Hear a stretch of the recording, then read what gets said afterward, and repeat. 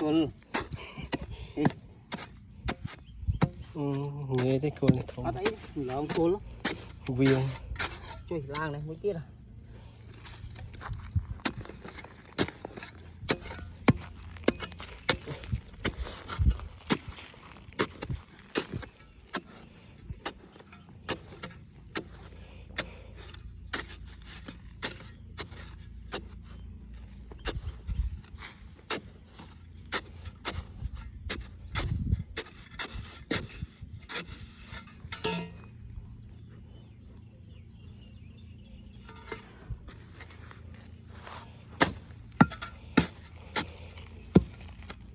cồn thông mà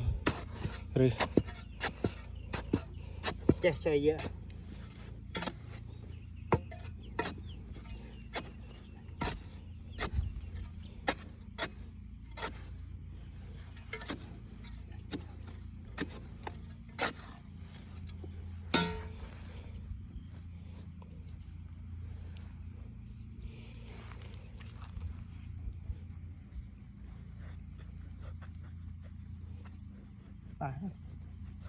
đây chành tao cho đặt chành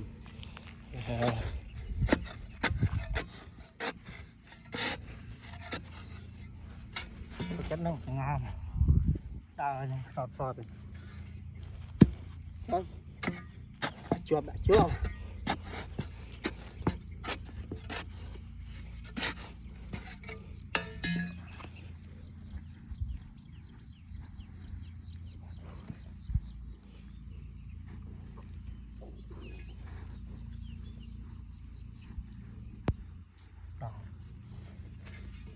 chất đã chành ta chi hơi đau rồi nghe ắt chành này nè cam hiệp bật bật chành trời ắt chành xong chất ắt chànhจะงอมเยอะปื้อ